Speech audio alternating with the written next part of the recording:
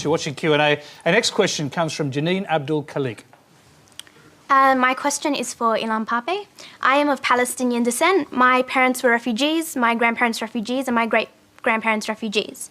The State of Israel was established on the ethnic cleansing of Palestine and the displacement of 3/4 of the Palestinian population. Palestinians have since been subjected to apartheid and a military occupation and the continued confiscation of their land and resources. How can we confront the popular pro-Israel narrative that Israel is a democracy? Ilan Pappé, you seem to have devoted much of your life to confronting this narrative. Thank you for this very important question. And indeed, it's a very good question. How can one oppose a narrative that is so hegemonic, that is accepted by such a powerful coalition? So many people in the West accept it. So many people among the Jewish and the Christian communities accept it. And of course, most of the Israeli Jews accept it. And that's a powerful coalition. And I think that the way to challenge a narrative which is false, which in fact serves as a basis for the continued ethnic cleansing of Palestine. As you are aware, the ethnic cleansing has not stopped in 1948. It still continues as we speak today. The best way is, first of all, to inform people about the truth, about what happened. And I think many more academics than ever before in the Western world are now telling the truth about what happened in Palestine. What once used to be the narrative just a few Palestinians is quite frankly the accepted narrative in most academic institutions in the world. Mainstream media in the West finds it very difficult to accept the narrative, although they know that this is the true narrative. Can I just pause your narrative just there for a moment? Your early work as an historian, in a way, is what got you into trouble with the Jewish authorities, the academic authorities and other authorities. It was about uncovering what you believe were documents about what actually happened in 1948 and what you've described as the village files. I think in order to understand the argument better, you should tell us what the village files are exactly and how they pertain to this argument. Yes, definitely. The Jewish establishment before the creation of the State of Israel has prepared a file on every Palestinian village and neighborhood in Palestine, so as to prepare the Jewish forces when the opportunity would come for taking over these villages. And the files had a map, an aerial photography, and a very detailed explanation of what to expect once the village would become Jewish property, in terms of wealth, in terms of number of people, and what to accept in terms of resistance. I think what it showed to me as an historian, and that refers to the question, that part of the missing narrative, if you want, was the systematic preparation of the Zionist movement for the expulsion of the Palestinians in 1948. You describe this, and this comes from our questioner. You describe it as a plan for ethnic cleansing, but is there actual evidence for this, and what do other historians in Israel say when confronted with the documents that you say proves this? Right. Well, I think there are 5.5 million Palestinian refugees who are the evidence that the ethnic cleansing took place. You don't need documents for that. Well, I mean, we can go through the detail of that in a moment, but there was obviously a war. And every Palestinian, every Jewish settlement in Israel is built on the ruins of a Palestinian settlement. Tony, That's can I just interrupt here? Evidence. I think we need to refer to some facts rather than polemic.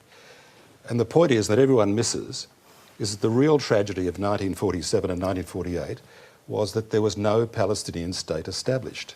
That's the tragedy, and once you realise that's the starting point, then the refugee problem of what happened flows from there.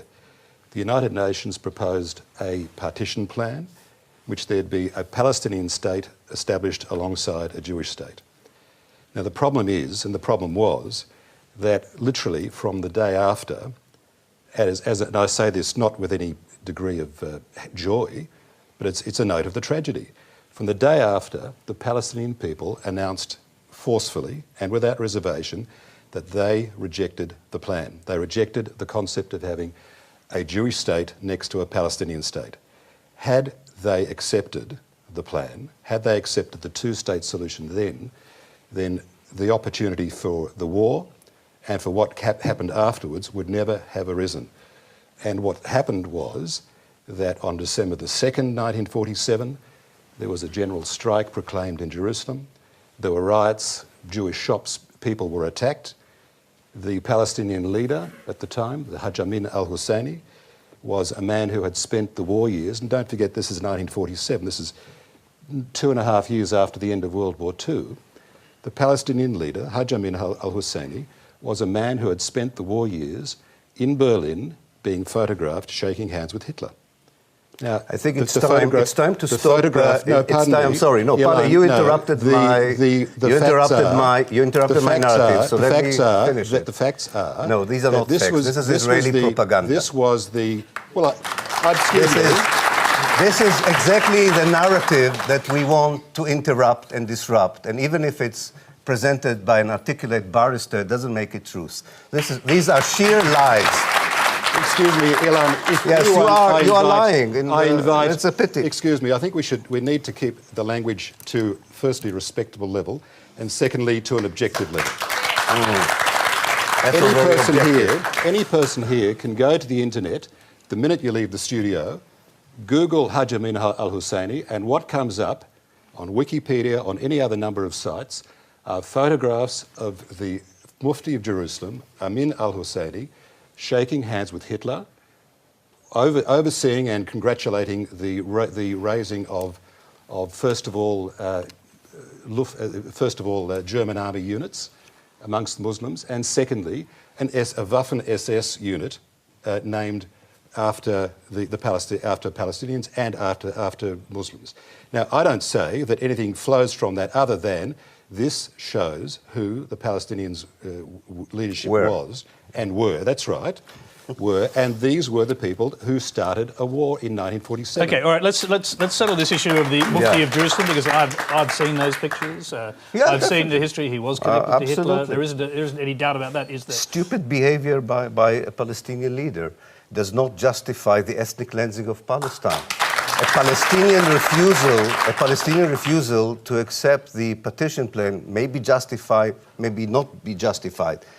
What is not justified is punishing the Palestinians by depopulating half of the people. We have to understand what happened in 1948. Imagine half of the population of a country was forcefully expelled. Half of the villages of the country were destroyed. Half of the towns were demolished. Now, is this the right punishment for the wrong vote in the United Nations? Is this the right punishment for a leader who made a stupid mistake during the Second World War? This is not a tragedy. 1948 is a crime against humanity. Okay, I'm going to interrupt. We've got a couple of other